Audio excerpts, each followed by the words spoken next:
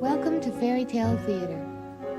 Ever since sailors have sailed the seas, they have told stories of the mermaids who live in the deep and come to the surface so rarely that they can only be glimpsed by those who know where to look.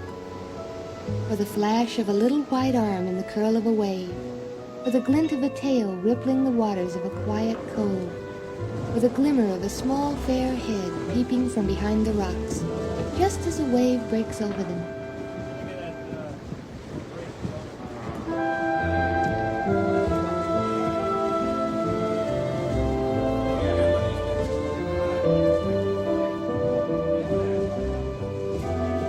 Then she is gone, and the sailor is left to wonder.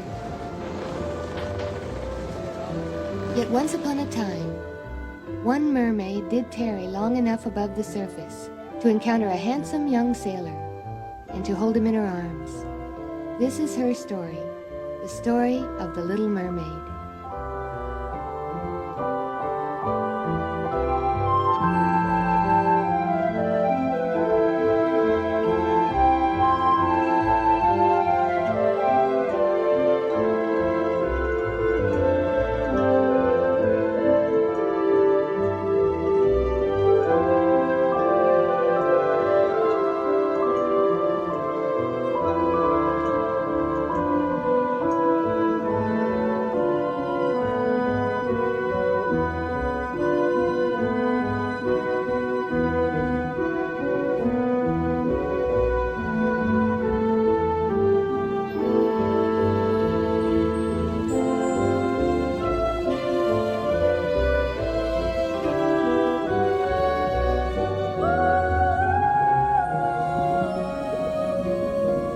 Far, far below the waves, in the deepest part of the ocean, lived a little mermaid. Her name was Pearl, and she was my youngest daughter, the daughter of King Neptune. On the morning of her 21st birthday, I had given her permission to go up to the surface of the ocean for the very first time. Pearl was a charming creature, possessed of a delightful singing voice and the liveliest curiosity about the world of men, which she herself had never seen. And so, when her older sisters, Coral and Anemone, came to wish her a happy birthday, she was eager to question them about the world above. Oh, those mortals are impossible, always spying on us. Yes, so trying to catch us with hooks as though we were fish. Pearl, those mortals act like they own the whole planet. When you go up to the surface today, take my advice and stay away from them. Well, how am I going to do that unless I know what they look like? Well, I saw one once. They're not so very ugly. You did? Tell us about it. Yes, tell us about it. Well, his skin was very, very white, and his eyes were open very wide, but he didn't seem to be looking at anything. He was just floating face down, quite still. He wasn't frolicking or looking for food or anything. That's because he was dead. Dead? Men cannot live in our world, nor we in theirs. They are mortal human beings, and we are mythical creatures. Oh, what does mythical mean? It means that men are always making up stories about us. Yes, they say we are sirens. Sirens? Sirens are another branch of the family altogether. They don't speak to us, and we don't speak to them. I still wish I knew what mortals looked like. Well, for one thing, they have legs so they can walk around instead of swim. Legs? And walk? You mean like the crabs? Well, sort of, but not really. You see, they're split up the middle, and they walk around on these little sticks on dry land. What is dry? Anything that isn't wet, silly. Although it has its wet parts, too. Well, I can't wait to go to the surface. Oh, yes, you can. First, we have to give you our present, Pearl. We made it ourselves. Oh, Coral, Anemone, it's beautiful. Father is waiting for you. Swim along now.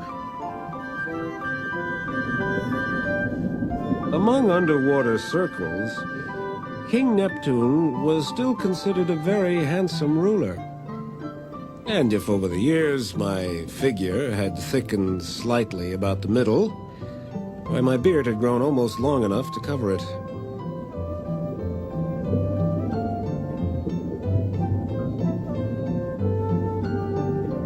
Good morning. How's the birthday, Mermaid? Well, I'm finally on my way up to the surface. Not so fast, my little pearl. For some reason, this reminded me of you. Oh, Father, it's beautiful. I'll never take it off. Now you can be on your way. But remember, you must return by sunrise tomorrow. Father, why can I only stay for one day? A lot can happen in one day. I know, but I've waited so long. I know. When I was your age, I felt the same way. But you want to live to be 300 years old? You must learn to move a little more slowly. The world of men can be very dangerous. Oh, I know all about the world of men, Father, and their hooks. Hooks aren't the half of it, my dear. But I suppose you must find out for yourself. I know I did. Only promise me one thing.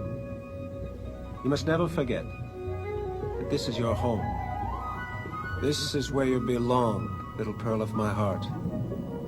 I promise, Father. That's my good little mermaid. The little mermaid bade her father goodbye and swam upward toward the light. She knew that the big ball of fire that hung in the sky above the ocean was called the sun. Today, she would see it for the first time and feel its warmth.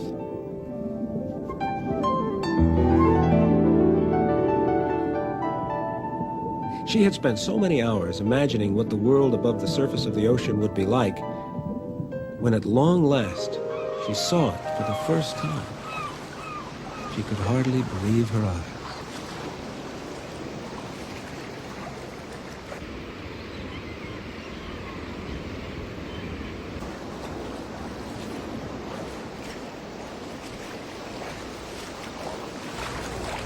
The little mermaid thought she had never in all her life seen anything so wonderful as that simple stretch of beach.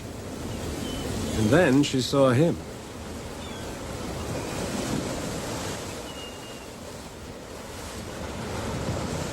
She hadn't realized that mortals were so small, and she thought she would like more than anything to keep one as a pet.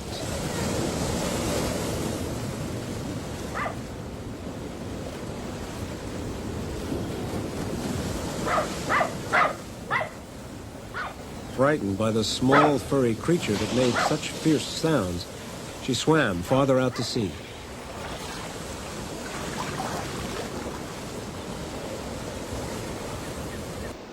Where the HMS Rollicking Dolphin lay at anchor.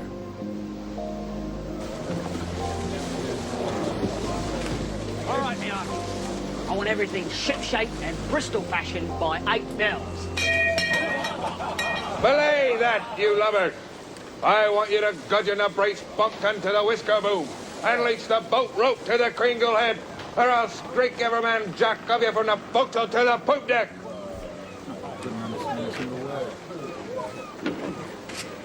It's liable to drown the whole lot of us.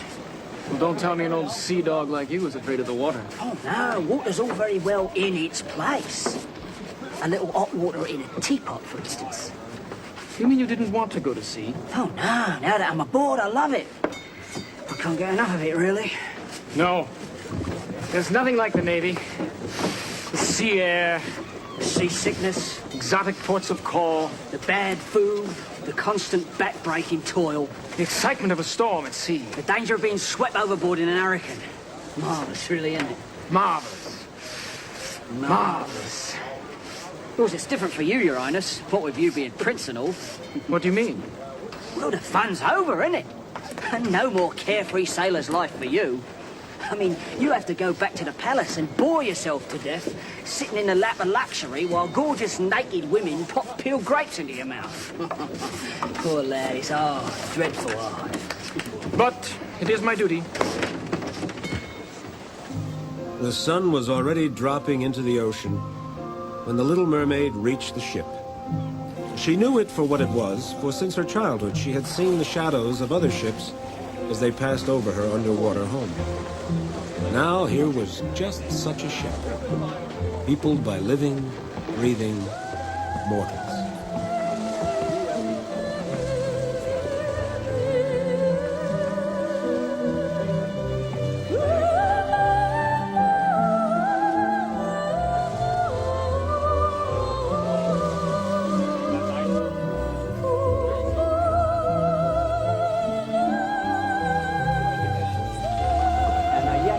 Up there first before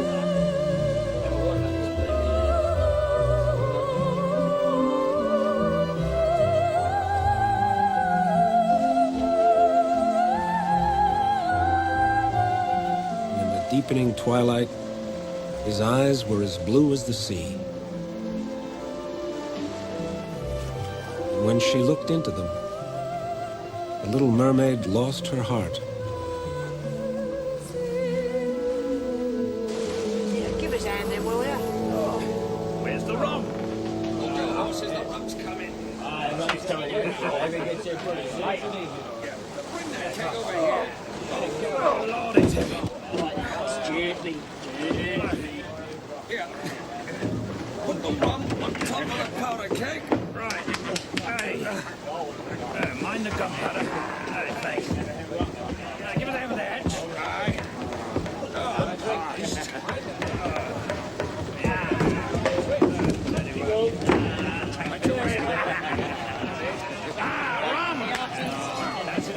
It's a fair night. Rested at anchor. And tomorrow, we're headed home. So, the only decent thing for a God-fearing Christian sailing man to do is get righteously polluted. All right, men. All right. Stand back, men. Stand back! These fireworks have been imported for your enjoyment by me, your captain, at great personal trouble and expense. And I want every man jack of you to say, ooh, or I'll know the reason why. Ooh! Not yet! Ah. No!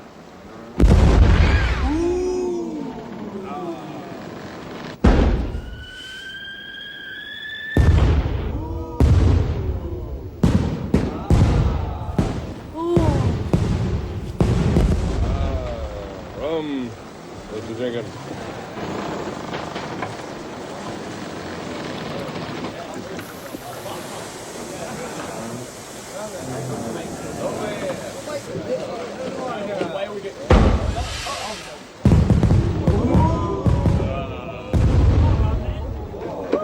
He loves fireworks, he does. He should have been born in China, and that's a fact. Give us a dance, Mr. Jenkins, won't you? That's the problem.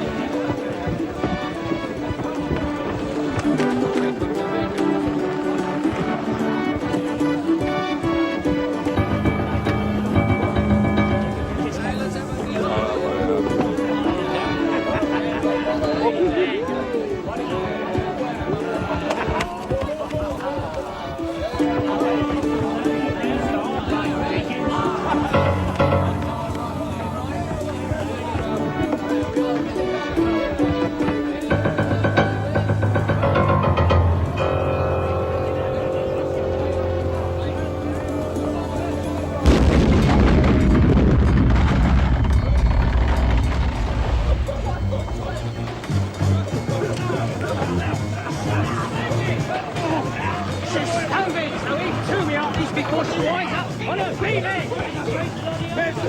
Jenkins! What's going on? I demand to know the meaning of this.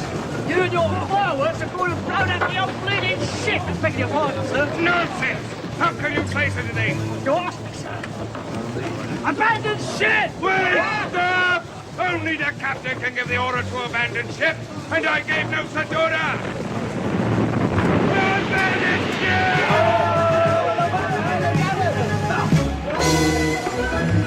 Mr. Jenkins, I want you to call out of the and put up the dead end of the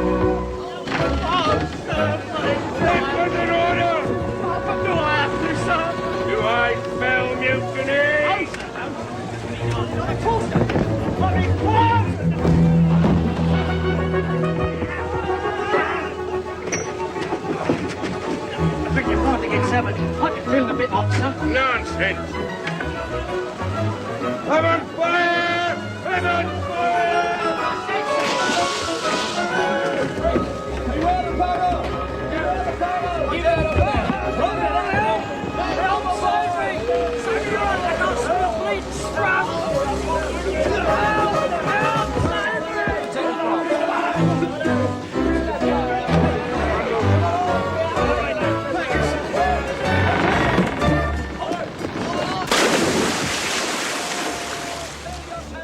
For a moment, the little mermaid was delighted that the handsome young sailor was coming to join her.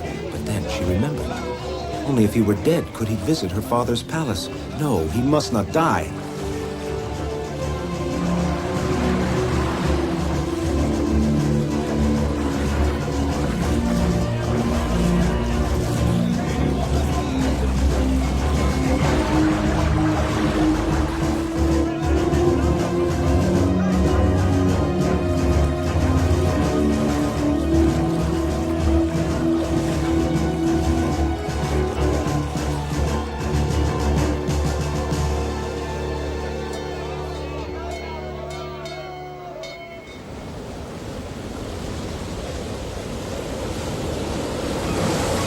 The little mermaid bore her precious cargo to dry land.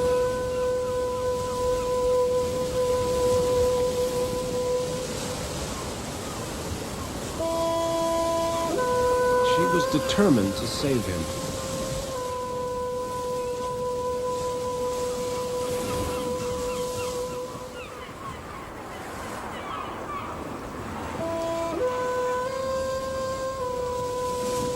For his part, the prince, dazed and delirious, responded as though in a dream.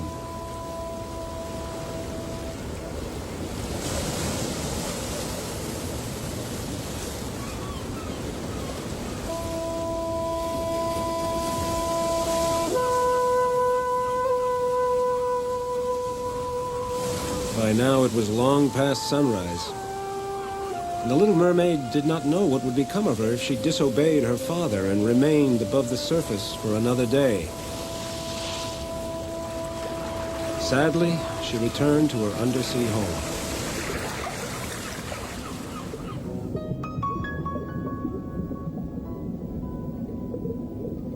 Pearl, how was your day at the top?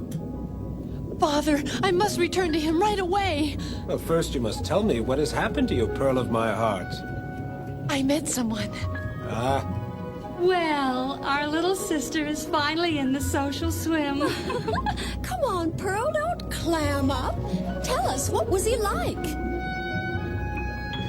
Well, his hair was very dark. Oh, Father, and his cheek was so tan. His eyes. Father, I must see him again. I'll bet he's dishy. He is very handsome. He sounds like the catch of the day. And he has legs. Legs? You don't mean he's a... mortal. Oh, Pearl, you must forget him. Don't even think about it. Father! Coral, Anemone, this is very serious.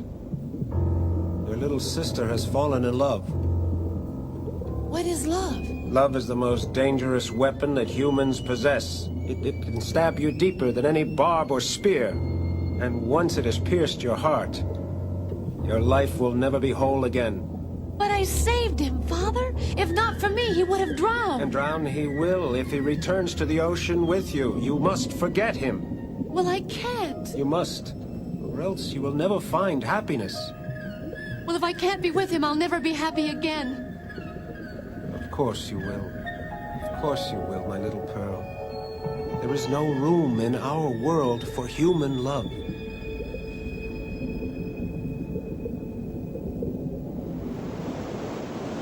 Asked about the ship that was wrecked in the bay here last night.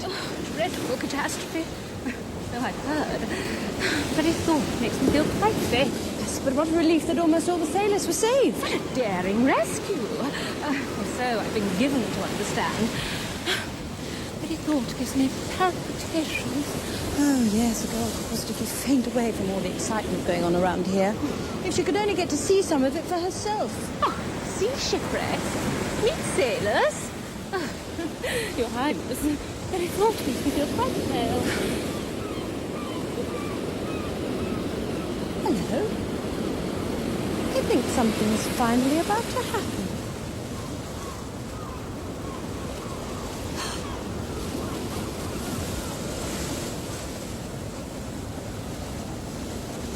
Charlotte, come to the house, quick, get some help. He's alive.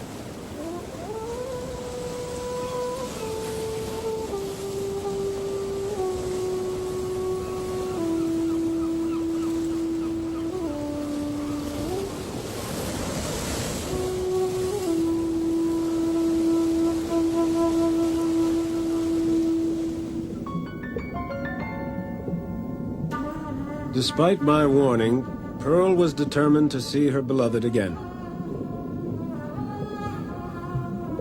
Plucking up her courage, she went in search of the Sea Witch, a mysterious sorceress who inhabited a shadowy domain somewhere between the sea and the air.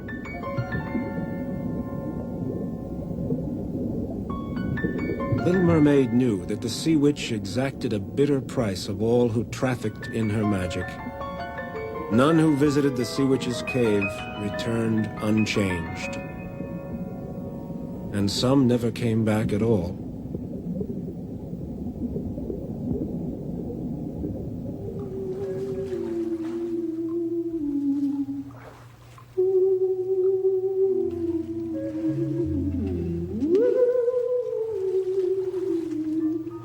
Excuse me. You don't know me, but I know you. You're the youngest, aren't you? Opal? Jade? Tourmaline? Pearl. Oh, I knew it had to be something in a semi-precious stone. So, I suppose you'd like me to show you something in a nice pair of legs. Legs? What would I do with legs? Well, he's never going to fall in love with you if from the waist down you look like the seafood special. Then you know. Of course I know. I'm a witch, aren't I? I have magical powers. Of course, to you, I probably look like some ugly old... Oh, no. No, I think you're really beautiful. You do? Absolutely. Well, kid, since you've been so honest with me, I'm going to level with you. Don't do it. No guy is worth it. Oh, no, please. You've got to help me. Ah! You said help you. Now I have to help you. Oh. It's the witch's code. Oh, thank you. Don't thank me. Legs. For me? A piece of cake! For you. We'll get to that. But remember, you are not going to be able to come back down here and complain to me. In fact, you're not going to be able to come back at all. I'm not? No refunds, no exchanges. If I give you legs, you're stuck with them. I don't do tails. But will I be able to win his heart? You'd better. Because if he marries somebody else, you're sunk. How long do I have? As long as you want, provided he doesn't marry another woman, in which case, the morning after his wedding night, your time is up. What happens then? As the sun rises on the happy couple, you lose your human form and turn into sea foam. Poof! Just like that. I told you it was a toughie.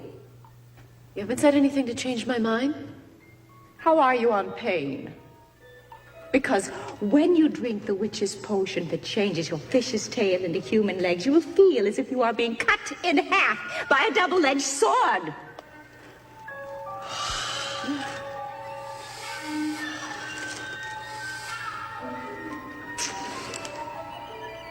After that, every step you take will be as if you are treading on sharp knives. Don't look at me. I don't make this stuff up. I will endure all that. If only I can just tell him how I feel. Ah! Jessica, talking is out. Excuse us. When you are in your human form, you will not be able to speak. Why? Rules of the game. You want something, you'll have to give something up in return. Besides, I'd like a new singing voice. You're going to take my voice from me? I told you I'm a witch! I may look like your mother's bridge partner, but I am not joking around here. I'm frightened. Good. Go home, why don't you? Find yourself a nice young merman and forget the whole thing. I can't. I love him. I was afraid you were going to say that. Well, honey, you are in deep trouble. You found out what love is. I know that I feel it, but what is it? Love is a disease only humans catch. Somehow you caught it. And when you caught it, you can never be rid of it. Here's the potion. Tomorrow morning, be sure you are beached and drink this up just as the sun rises.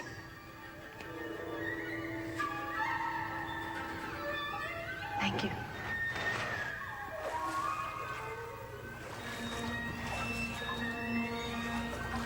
Carla, the best thing you can say about it is, it's good for business.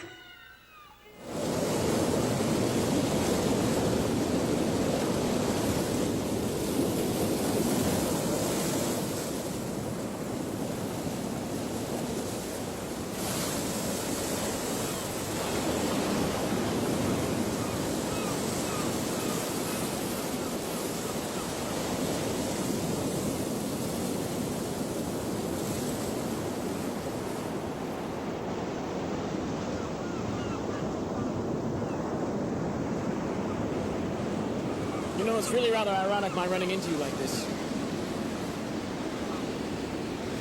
My father's been trying to get me to meet you for years. He has this silly idea that two people who are going to inherit neighboring kingdoms ought to, you know, have an awful lot in common. That's an astonishing coincidence. Do you know, my father thinks exactly the same thing. Yes, he has this silly idea that two people who barely know each other ought to get married just because if their two kingdoms joined together, that They'd be awfully rich. yes, and that their union would ensure peace and prosperity for all their subjects. I hate that kind of thing. It's so practical. What about love? What about... Look.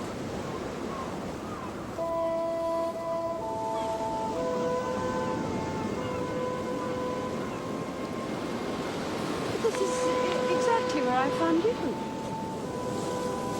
That's strange. Poor creature.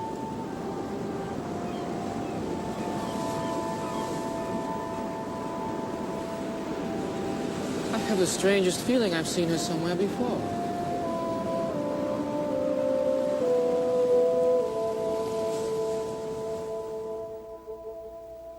You know, she's really rather lovely asleep like that.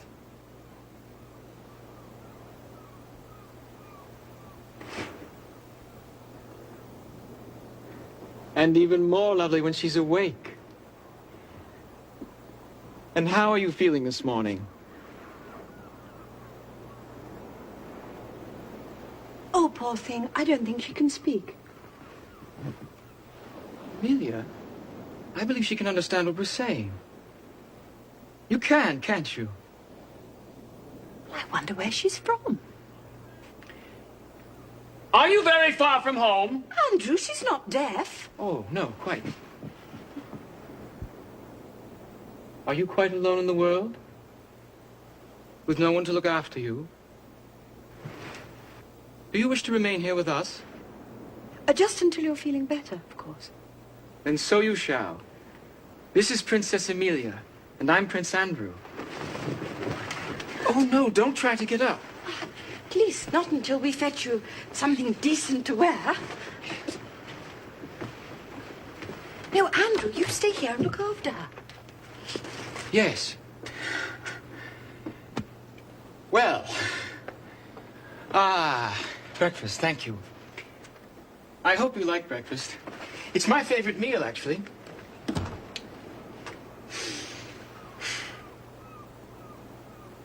Is something wrong? Are the eggs too greasy, or bacon not crispy enough? Well, don't tell me the toast is cold. I'd never forgive myself. Oh, you funny little thing. You don't eat this. It's garnish. Here.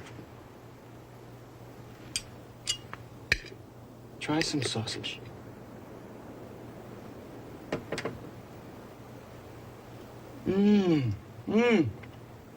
Delicious. Here, now go ahead. Have some. No?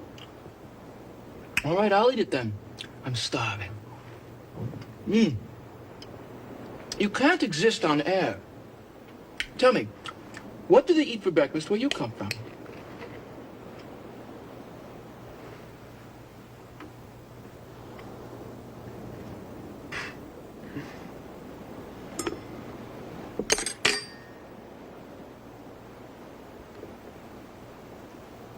Fish. And what do they eat for luncheon? Fish? Well, what about tea? No, don't tell me. Dinner? Fish. Don't they eat anything else?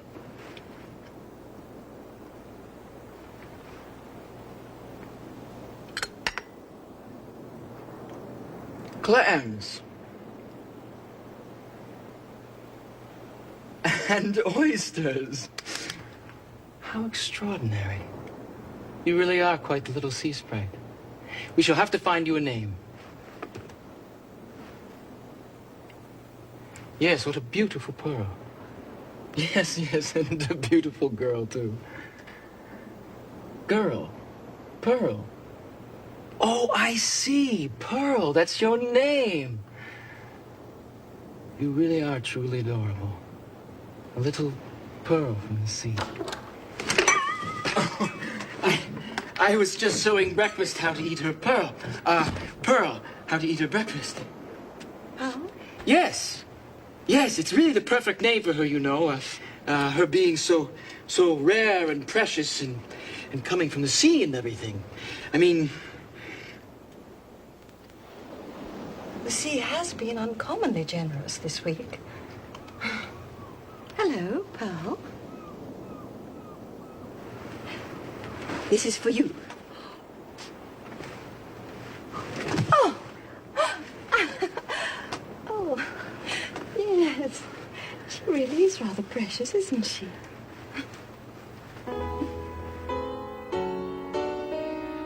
She is very pretty. Who? Our little castaway. Is she? Well, you said so yourself. Yes, she is rather pretty, isn't she? But not quite as pretty as you. Do you think I'm pretty? Not always. Really? Sometimes you're beautiful. Like now, for instance.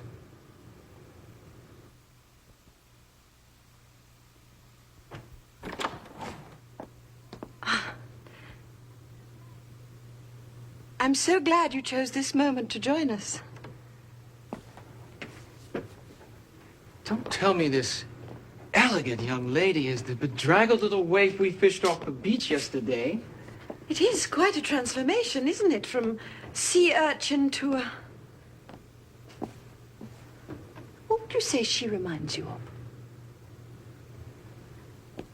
A little elfin creature. Not quite of this world. Like a little mermaid, perhaps? Yes, exactly. Amelia, why don't you play something for us?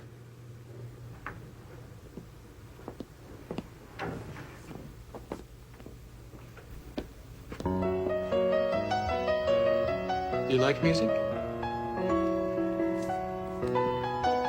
Would you care to dance?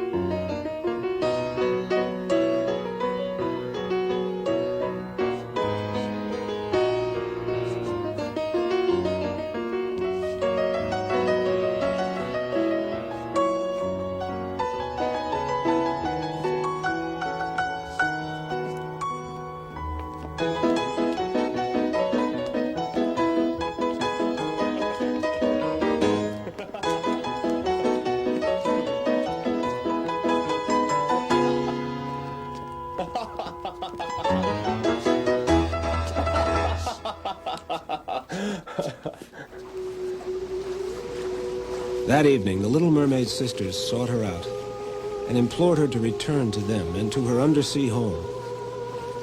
But the Little Mermaid knew she could never join them.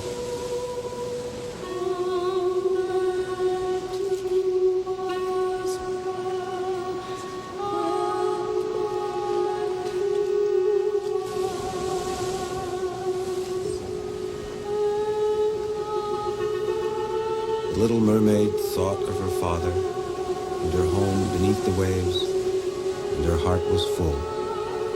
So full that it overflowed into her eyes.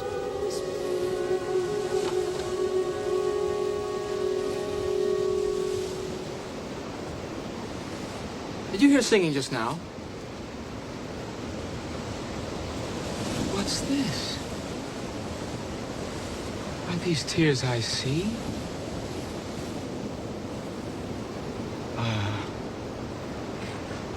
You must miss your home and family very much.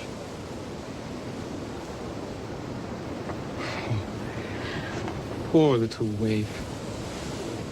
Don't cry. Look at your pretty face all wet.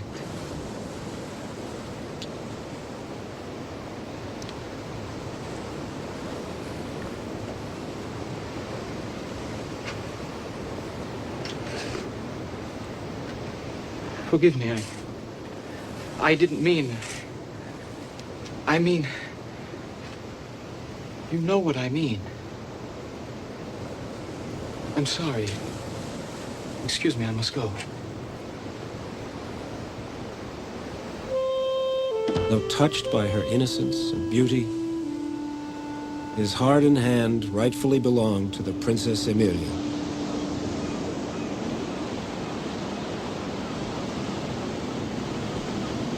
When they said, and they lived happily ever after, I always thought that they meant two people.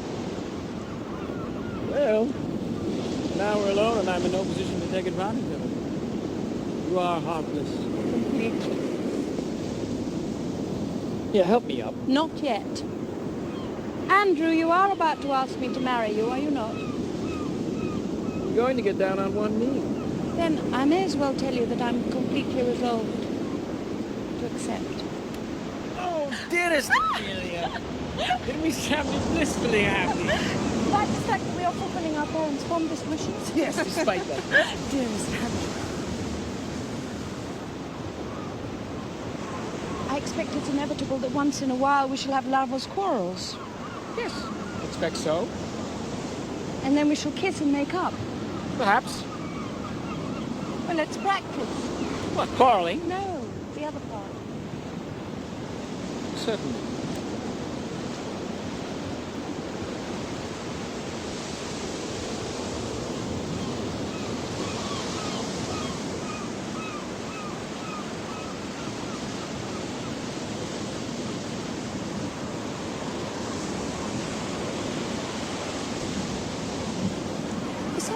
almost drowned. Pearl doesn't seem at all afraid of the water.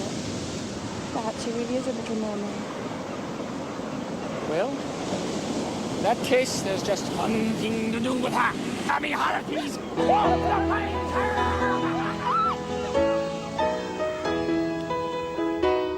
Andrew, what are we going to do about Pearl? Do? Yes. When we get married and go to your kingdom and live happily ever after and everything? I take her with us, of course. Ah. Yes, I was afraid you might say that. Why, don't you like her? Oh, I can't help liking her. It's just that I also can't help seeing she's in love with you. Nonsense. It's not impossible, you know. You can be quite lovable. Yes, I can, can't I? Oh, this is serious. Amelia, are we having one of those little lovers' quarrels you spoke of?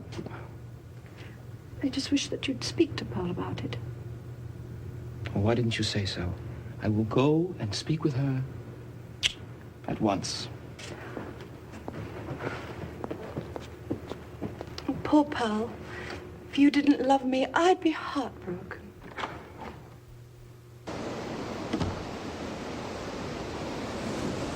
Pearl, Amelia has the silliest notion. She insists that you're in love with me. You are.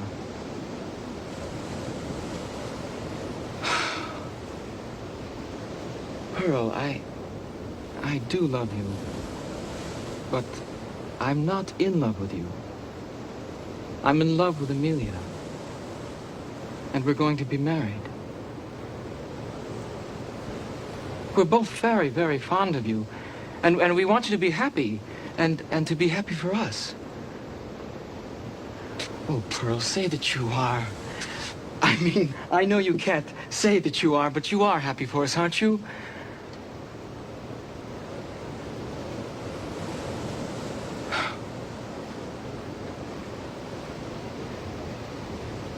You're sure to find someone else.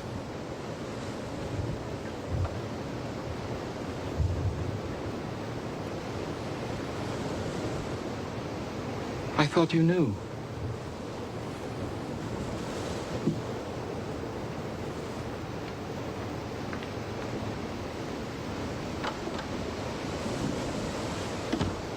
The little mermaid felt as though her heart were breaking. Her beloved prince was lost to her, and on the morning after his wedding, she would be changed into sea foam and vanish, leaving no sign that she had ever existed. The wrecked ship had been salvaged from the shallow waters of the bay and newly outfitted for the return voyage. For the little mermaid, the day of the wedding passed as in a dream. It's too bad the captain's retired from the Navy. He would have hated to have missed your Highness's wedding. He loved the wedding almost as much as he loved fireworks. But he's happy now. He's been put in charge of a munitions factory, so now he can go and blow things up to his heart's content. Now, without further ado, I pronounce you man and wife. The groom may now kiss the bride. The lucky devil.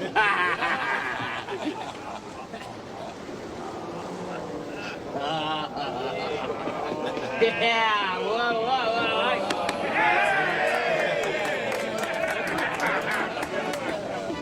Well, now the only decent thing to do is party.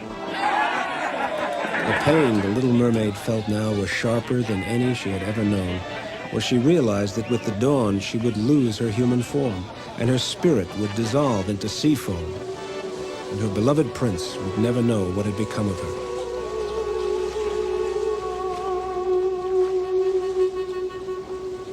Pearl, listen to us. We went to see the sea witch. She made us give her our hair. In return for this knife. You may still come back. All you need do is kill the prince. Pierce him to the heart. And when his heart's blood spills on your human legs, they will change back into a tail. And then you may return to us and your undersea home. Come back to us, Pearl. Pearl, to us. Please, Pearl, come back to us.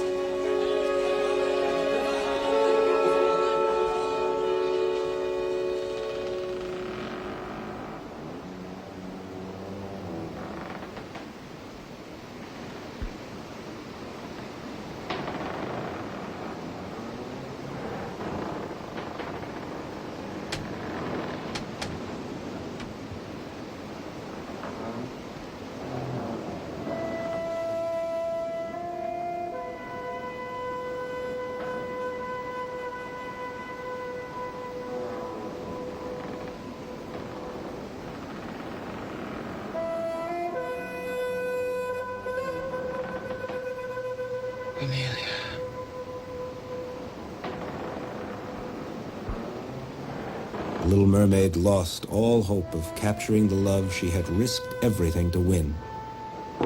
Yet, even to save her own life, she could never harm her beloved prince.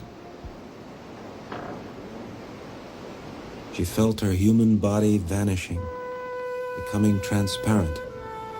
Soon she would be nothing more than a speck of sea foam on the surface of the ocean.